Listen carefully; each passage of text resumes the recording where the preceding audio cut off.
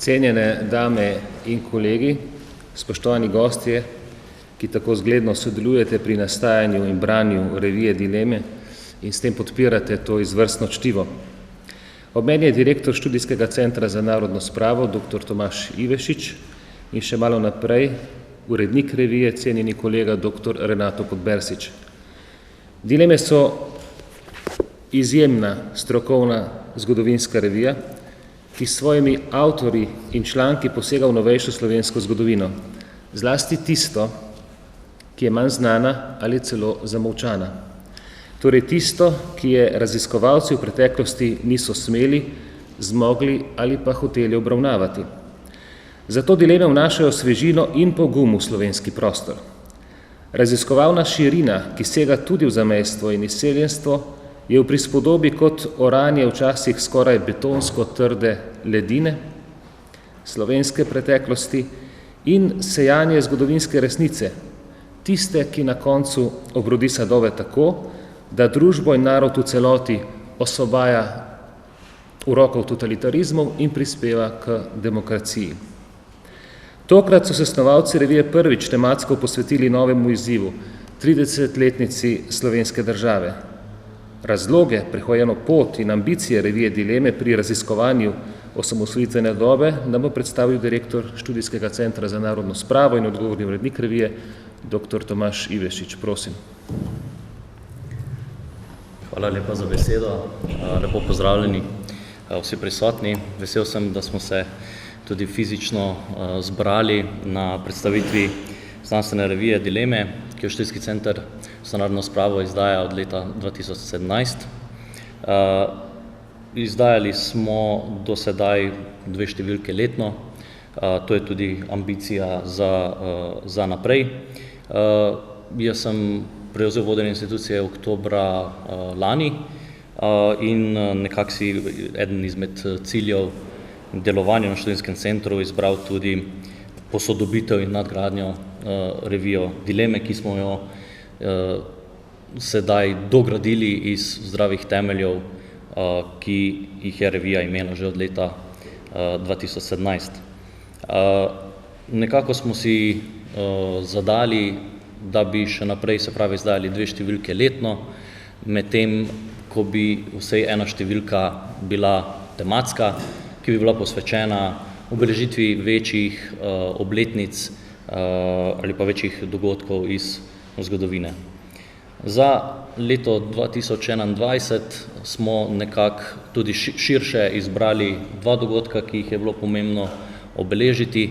To je 80 let od začetka druge svetovne vojne na Slovenskem, kar smo obeležili z znanstvenim mednarodnim simpozijem v Pivki junija, v začetku junija, se pravi prejšnji mesec, in pa seveda 30-letnico osamosvojitve Slovenije. Tem dogodku prelomnemu in seveda za slovenski narod, tudi seveda za vse državljane, državljanke, pa še kako pomembnemu dogodku smo pa posvetili prvo številko naših dilem. Mislim, da vsak, ko bo vzel revijo v roke, da bo imel marsikaj za prebrati, marsikaj tudi novega zvedeti. Bogata bera, ki zajema v bistvu tako od vojaške zgodovine do politične, do širših evropskih procesov iz preloma iz 80. v 90. leta, pa tudi spominski zapisi iz zamejstva. Nekako smo želeli in si bomo prizadevali tudi vnaprej, da gremo čim bolj široko, tako v temah, ki jih pokrivamo, in se nam je tudi zdelo, da nekako tudi marsikateri zgodovinar bi rekel, da 30 let od nekega dogodka je ravno toliko časa, da lahko kritično presojamo to obdobje. Hvala, dr. Ivešič. Sodelavci revije Dileme izpostavljamo vrednoto slovenske državnosti, ki nam daje možnosti narodnega in kulturnega razvoja, znotraj katerega tega razvoja je tudi seveda moderno zgodovinopisje, vključno z revizijo zgodovine, tiste zgodovine, ki je bila v času enoumja potvorjena in za potrebe propagande bivšega totalitarnega režima. Demokratična in samostojna Slovenija nam torej daje osnovni okvir, da lahko svobodno raziskujemo in da smo lahko aktualni. Vsebino, avtorje in vrhunske slovenske zgodovinarje, ki sodelujejo v reviji ter publiciste, bo predstavil glavni urednik, kolega Renato Podbersič. Spoštovane gospe in gospodje, spoštovani kolegi, kolegice, hvala za besedo. Naj uvodoma povem, da se zahvaljujem tudi današnjemu voditelju tega našega omizja, to je kolegu dr. Jožetu Možini, ki je tudi odličen zgodovinar in član uredniškega odbora od prve številke naše revije naprej. Revija sama, kot je bilo uvodoma povedano, dejansko je neka poživitev na našem zgodovinopisnem ponudbenem tržišču. Gre za revijo, ki se trudi odpirati tematike, ki so, bomo rekli, ne samo deficitarne, ampak so potrebne vedno znova zgodovinopisne revizije. To je temelj naše usmeritve, našega dela, da ob novih spoznanjih, novih virih dejansko se približamo novemu snovanju. Zdelo se nam je prav, da letošnjo številko, prvo letošnjo številko, imamo namreč namen še eno izdati jeseni, to je drugo številko, ki bo splošna, ki bo podobna kot ostale, ampak vendarle, prejšnja leta, vendarle se nam zdelo pomembno, da prvo letošnjo posvetimo 30. obletnici demokratizacije, še bolj pa osamosvojitve Republike Slovenije v letu 1991. In tukaj naj takoj izpostavim uvodnik, ki ga je napisala spoštovana gospa Alenka Puhar, ki je tukaj med nami, jo lepo pozdravljam, in dejansko je bil uvodnik, oziroma je uvodnik, ki ilustrira tisto, kar smo si v uredništvu želeli. Potem uvodniku sledi 7 razprav, 7 znanstvenih razprav, ki so jih prispevali različni kolegi in kolegice, tako iz Slovenije kot tudi iz tujine, in dejansko v tem širšem pregledu delovanja pred 30 in več leti nam poskušajo vsak svojega gledišča ilustrirati podobo Slovenije, naše takratne širše domovine, tedanje potem razpadle Jugoslavije in pa seveda evropski, predvsem pa srednje in vzhodnoevropski kontekst dogajanja. Prvi članek je vsekakor vreden branja. Po temeljitem premisleku smo se v uredništvu odločili, da ga postavimo na prvo mesto med razpravami zaradi svoje širine, znanstvene uglajenosti, izbornega jezika in pa seveda tudi ilustracije konkretnih razmer v srednji in vzhodni Evropi.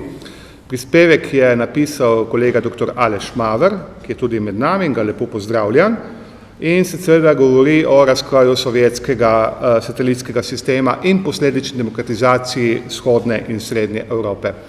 Zdaj, spoštovane obiskovalke in obiskovalci, če pričakujete, da bomo vsak članek podrobneje predstavili, tega ne bomo počeli iz preprostega razloga. Revija je na trgu in revija se mora tudi prodajati, tako da je treba tudi vzeti v roke in kupiti in prebrati. Tako da zdaj vam samo vržemo majšno kost, da boste lahko vedeli, o čem piše v tej naši znanstveni reviji, potem bo treba pa jo vzeti v roke. Mimogrede, samo za umestno informacijo, vse naše stare številke so že na internetu. Imamo uredniško politiko, ki govori o tem, da imamo stare številke prosto dostopne, tekoča, aktualna je pa dostopna samo v fizični obliki do nastopa naslednje, ki bo predvidoma ob koncu letošnjega leta, torej druga številka 2021. Naslednji prispevek v tem sklopu razprav je prispevek dr. Davorja Marjana, to je ugledni hrvaški zgodovinar za Inštituta za novejšo zgodovino v Zagrebu, ki je velik strokovnjak za vojsko, vojaško zgodovino, tudi balkanske vojne in se tokrat dejansko odločil, da opiše odnos armade in armadnega vrha do Slovenije, Slovencev, predvsem z vojaškega gledišča in sicer od sredine 80. let naprej, ko je začelo Jugoslaviji vred, zlasti v teh severozahodnih republikah, do osamosvojitve Slovenije in seveda posledično spopada z jugoslovansko armado v letu 1991. Kolegica dr. Jelka Piškorič, ki je tudi med nami, je pripravila dejansko vzdušje tistih dni, vrenje, pričakovanja Slovencev, slovenske javnosti, pregled ali pogled skozi medijsko poročanje. Torej, kako so različni časopisi, tako naklonjeni kot malo manj naklonjeni slovenskemu osamosvajanju, gledali na tisti čas. Zanimiv je prispevek spoštovane dr. Tamare Grisar Pečar, naše ugledne zgodovinarke, ki prihaja z Dunaja, in sicer je pisala o pogledu Nemčije, nemške politike, tedanje nemške politike na osamosvajanje slovenske države in kakšen dejansko neposreden suport je ta politika nudila Sloveniji, bodisi pri osamosvajanju in potem tudi pri mednarodnem priznavanju. Vemo, da Nemčija je bila ena prvih držav, ki nas je tudi potem priznala. Tudi podobni, oziroma naslednji prispevek, ki ga je napisal dr. Damjan Hančič, kolega študijskega centra, je zanimiv, je primerjalen in sicer je Damjan ilustriral in tu mislim zelo dobro pripravil primerjavo med 3 baltiškimi državami, Latvijo, Litvo in Estonijo, in sicer poiskal tukaj podobnosti in razlike z slovenskim načinom osamosvajanja. Vsekakor članek, ki prinaša nekaj novega v slovenski prostor in na tak inovativen način ilustrira duh tistega časa tako na severu, v Baltiku, kot v naši slovenski državi. Naš že uveljavljeni sodelavec, dr. Tomaž Kladnik, sicer tudi polkovnik Slovenske vojske in predavatelj vojaške zgodovine v Mariboru, je pa po moje zelo imenitno predstavil nastajanje, genezo slovenskih oboroženih sil, transformacijo iz teritorijalne obrambe konec 80. let v slovensko vojsko, ki se je potem tudi dostojno, ne samo dostojno, uspešno zoperstavila močnejši jugoslovanski armadi.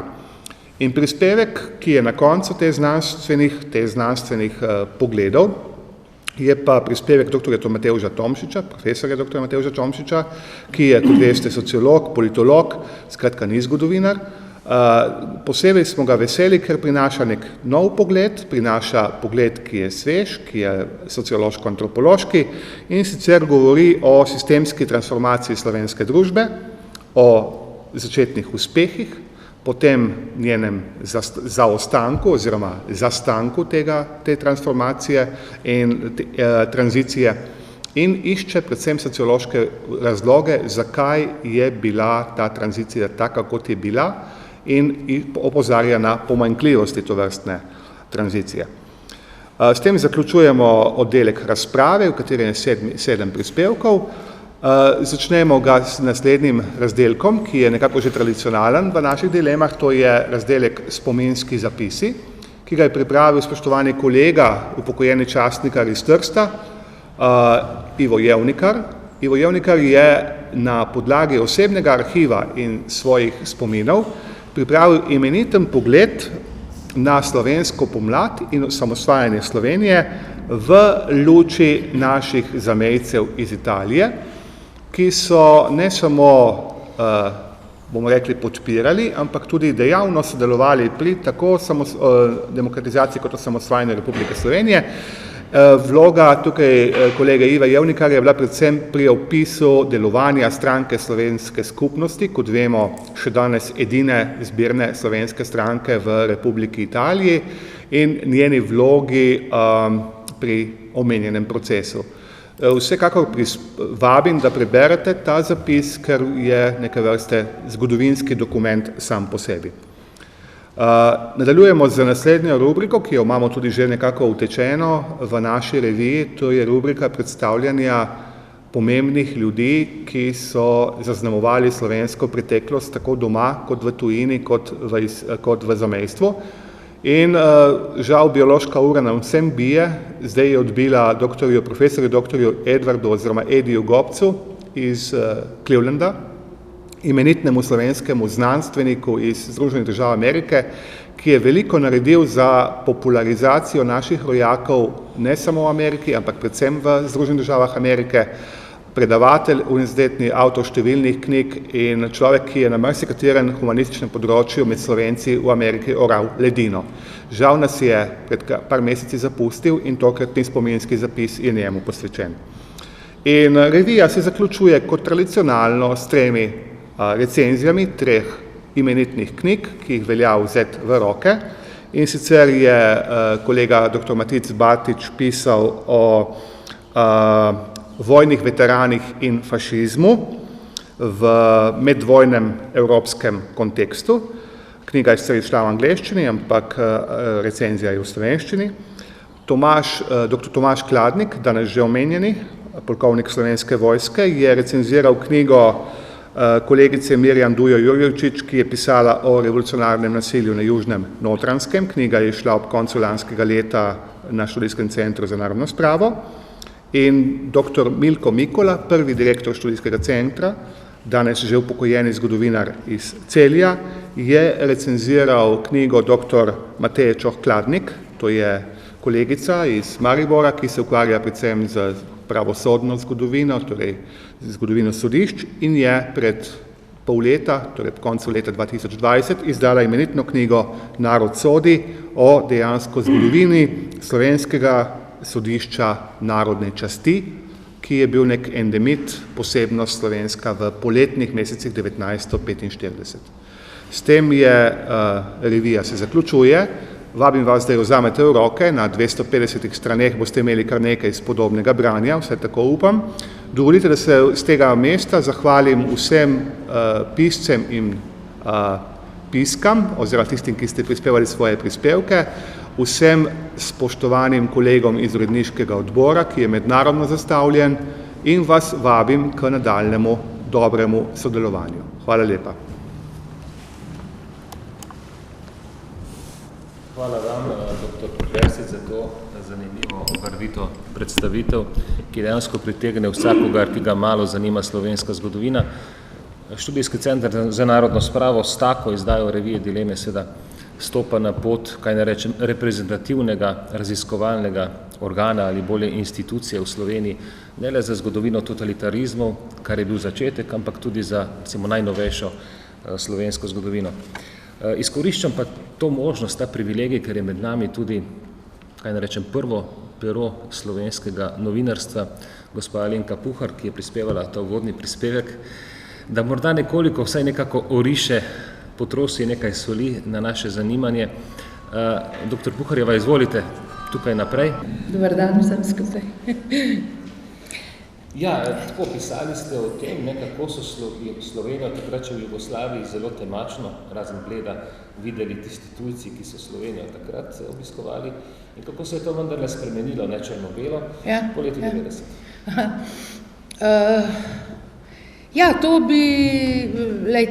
kar sem jaz prispevala, je en kratek oris, en kratek kroki, bi človek rekel. Prepričana pa sem, da bi bila zelo zanimiva tema za daljšo obdelavo. Upam, da bom koga, ki bo to prebral, spodbudila k temu. Torej, jaz sem si prvotno zamislila svoj uvodnik tako, da bi najprej naredila en zelo lep šopek, samih pohval in toplih besed, dobro za Šilce, Grenčice, eno manj pohvalno, a ne?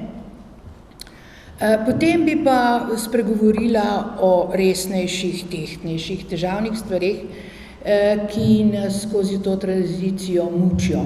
No, potem je bil tekst predolg in tako je ostal samo ta zanimiv šopek, ki ga začenjam, a z Daralom začenjam, sem že pozabila s kom. To je ena zelo zanimiva zgodba, ki se jo nihče noče lotiti, od tega se vsi grozno izogibajo. En znamenit angleški pisatelj, Gerald Darrell, je bil 3 leta ataše za tisk v Beogradu, in sicer v najbolj prelomnih časih, to je 49, 50, 51, pa meni se je začetek 52. Skratka, po prelomu z Inform birojem, ko je situacija v državi postala še grša, kot je bila. Še grša. In on je bil precej zgrožen na tem in je o tem napisal verjetno veliko poročil. ki bi jih bilo vredno poiskati, mislim službenih poročil, a ne? Kot uslužbenec ambasade. Napisal je pa tudi veliko privatnih pisem in bil je zgrožen nad to državo in nad tem režimom. In edina stvar, ki mu je bila zares všeč, je bil Bled, pa prebivalci Bleda. Skratka, v Slovenijo, zlasti na Bled, bi se na edini kraj, kamor bi se še kdaj vrnil, če bi moral iti v Jugoslavijo. No, stvar se je seveda zelo spremenila z desetletji, tako da za drug konc tega mavričnega loka lahko dam Charneya, ki je Američan, zdaj Kamničan, kot verjetno veste, avtor ene najbolj znamenitih knjig, ki jih od tujih knjig o Sloveniji, ki jih Slovenci izredno kupujejo, berejo in podarjajo, menda je že 3-krat ali kolikrat ponatisnjena, to je Slovenologija. No, njegovo prepričanje o tem, da je Slovenija tako rekoč raj na zemlji, a ne, je zelo strastno izpoveduje. Kar je posebej zanimivo, je to, da ne opeva samo lepot pokrajine, recimo Bleda samega, niti ne kulturne krajine, kjer imajo ljudje vendarle en delež zaslug za lepoto, ampak tudi celo vrsto družbenih potez, razvojnih in podobno, ki so nam lahko včasih. Jaz sem nekoliko začudena, da ob vseh teh izjemnih očitanjih in samoočitanjih, ki letijo na to 30-letnico in njene fašistične elemente, nihče tega ne omenja in ne poudarja. Tako da sem se skratka tega lotila kot verjetno marsičesa v življenju, malo tudi zanalašč. Hvala, gospod Puhar, hvala za ta prispevek. Hvala. Morda še enega kolega pisca, ki je prišel bolj oddaleč iz Maribora, doktorja Aleša Mavra, bi povabil, da tudi on pristopi in nekako osvetli svoj del, svoj prispevek, ki pa je nekoliko širši, saj nekako mednarodno umešča čas slovenskega osamosvajanja v tisto zgodovinsko dobo takrat v vzhodni Evropi. En paradoks je, gospod Puhar govori o tej otemačnosti takratne Jugoslavije in tudi Slovenije, ki opisuje ta gospod v 50 letih. Sedaj so stvari svetle, celo drugi pisec govori o raju. Mi imamo pa absurd, da pravzaprav srp in kladivo, ki v tem prispevku, kot Aleš piše, ugašata, sedaj na nek način znova vzpostavljata nek svoj model, predvsem pa v zadnjih dneh sije spet rdeča zvezda, tako je, da bi malo, zakaj je temu tako? Ja, lepo vse pozdravljam in zahvaljujem za priložnost, da sem sodeloval v tej številki dilem. Seveda za gospod Alenko Puhar je vedno izredno težko nastopiti, pa se bom potrudil. Lahko rečem, da se ravno s tem vprašanjem ukvarjam skoraj vsak dan zadnjih 10 let, predvsem od volitev, ki so bile v Sloveniji leta 2011. Takrat se mi zdi, da se mi je to vprašanje v vsej polnosti zastavilo, zakaj ta značilnost Slovenije, ki je vendarle v srednje in vzhodnoevropskem kontekstu posebnost. In tudi zaradi tega se mi je zdelo zelo pomembno poudariti ob vseh podobnostih teh prehodov v različnih deželah srednje in vzhodne Evrope tudi razlike. In tukaj seveda Slovenija je posebnost znotraj srednje in vzhodne Evrope in tudi na nek način znotraj jugoslovanskega konteksta. Ena od bistvenih posebnosti se napaja malo pri tem, o čemer je govorila gospa Puharjeva.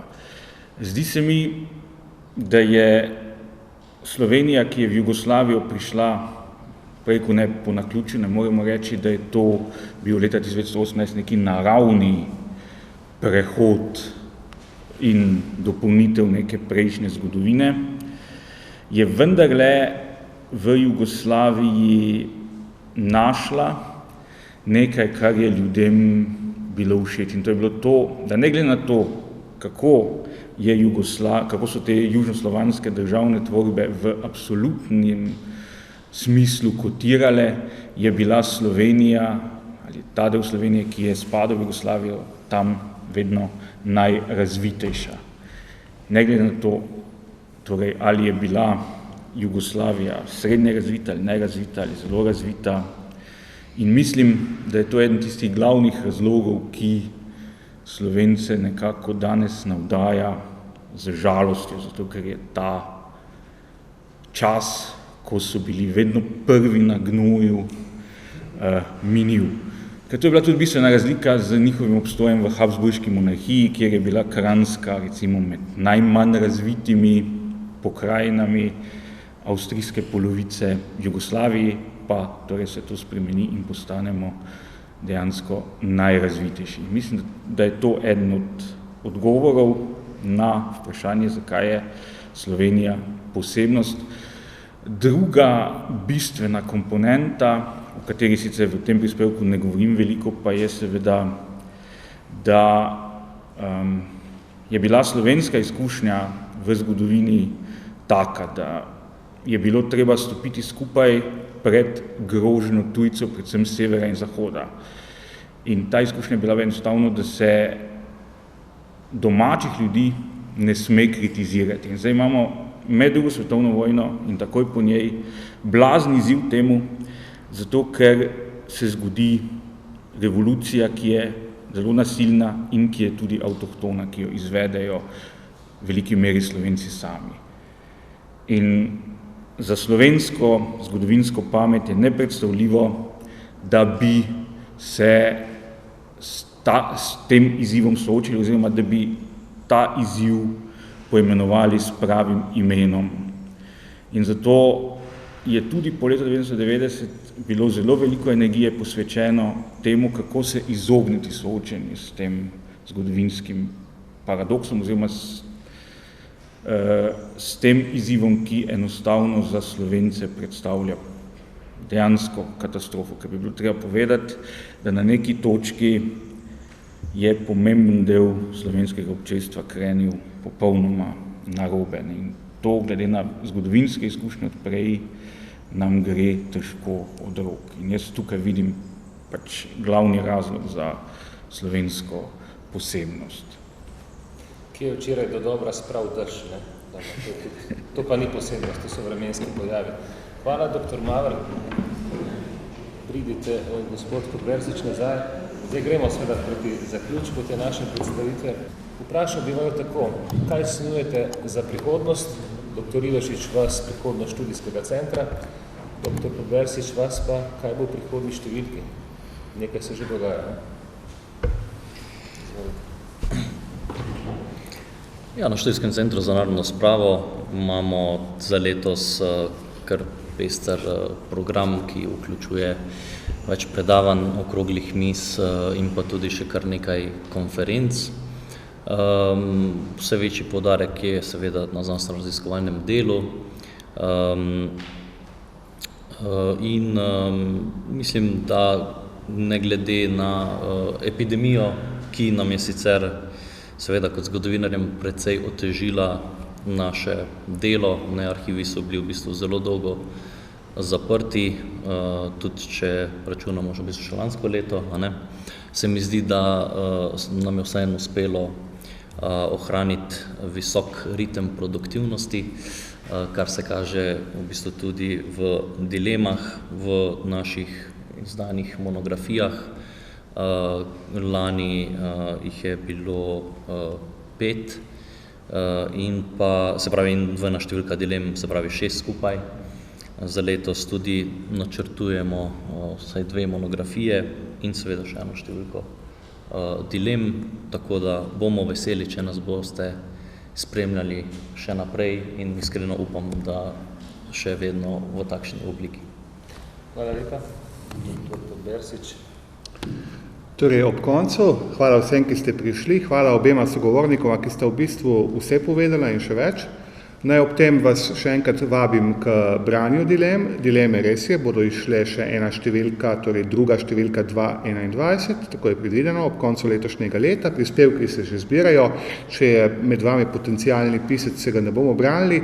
Drugače pa moram povedati, sem presenečen, koliko odmeva imamo med kolegi v Sloveniji, tudi med kolegi v tujini. Dobre odnose s kolegi v Zagrebu, v Beogradu, tako da računamo tudi nekaj prispevkov že napovedanih iz tega območja kot doslej. Konec koncev smo bili nekdaj v skupni državi in si imamo kaj zapovedati. Plus tega imajo kolegi iz tega območja tudi to prednost, da imajo nekatere arhive pred nosom. Tako da obljubljam kot glavni urednik, da bomo nadaljevali po začrtani poti in da bomo pred bralce, torej pred vas, spoštovane gospe in gospodje, poskušali spraviti čim bolj zanimive prispevke, raznolike. Naj povem, da naslednja številka ne bo tematska, bo splošna, ampak kljub temu verjamem, da bo nekako zadovoljila vaše vedoželjnega branja in pričakovanja polno glavo. Doktor Bersič, prvo je zanimivo pod temo in bom postavil samo na vprašanje še direktorju. Namreč vemo, da so dileme zelo popularne med bralci, da bodo res odlične tudi temeljne članke za številna zgodovinska področja. Hkrati pa je vtis, da na kaj reče, ta etablirana institucionalna, starejša zgodovinska institucija, kot je Inštitut za novejšo zgodovino, morda tudi drugi, ne sodelujo, ne upoštevajo, podobno je tudi študijski centrum, če sem tudi. Torej, podobnjena roka je verjetno. Da, seveda, mi pa se trudimo čim bolj povezovati na to institucije, želimo se tudi z njimi sodelovati. Smo na primer tudi za simpozij Pivki vabili ter z drugih institucij, ki se žal našo gledališče odzvali. In bomo pa seveda veseli, če bojo prispevali za naše dileme. Vsekakor se strinjamo s tem, kar je bilo sedaj rečeno. Dialoga je premalo. Mislim pa, da je tudi še ena težava, namreč, če želimo kritizirati nekaj, pomeni, da moramo tudi braniti. Beremo pa zelo malo. Tudi, v bistvu, če bi šli primerjati odsek recenzij v zgodovinskem časopisu ali pa prispevki za našo zgodovino ali pa ker v drugem znanstvenem časopisu za zgodovinopisje boste videli, da se je ta odsek recenzij precej zmanjšal. Včasih so po 10, po 12 recenzij objavljali na številko, zdaj pa smo prišli tam do 5. To je ena težava. Druga težava pa je seveda na nek način naša majhnost, kjer se vsi vsem poznajo in pa nam je v bistvu vsaka kritika žal tudi vzeta takoj ad personam. In tudi to je dobršen razlog, da bolj ostrega dialoga oziroma izmenjave mnenj o teh nekih skupnih temah žal ni. Vsekakor mislim, da bi lahko tudi študijski center tukaj naredil korak naprej z organizacijo kakšne programize, kako o tem je pa to ne za nam ostalo trenutno. Nenaravno bi bilo, da se tako nekako nevzamešno, se želimo demokratični kriterij. Zdi se, da se nekateri močejo soočiti tudi z novimi zgodovinskimi raziskavami in niti ne osporavajo, enostavno jih poslušajo ignorirati. Kaj pa se seveda v tej dobi ne da več? Sedaj je sklenili po našo predstavitev revije dileme, da je lahko smenjeno tudi z enim spominom na 30 let slovenske države, z eno hvaležnostjo, da smo pred 30 leti, seveda bomo rekli, kar tisočletnih sanjah naših prednikov, dobili državo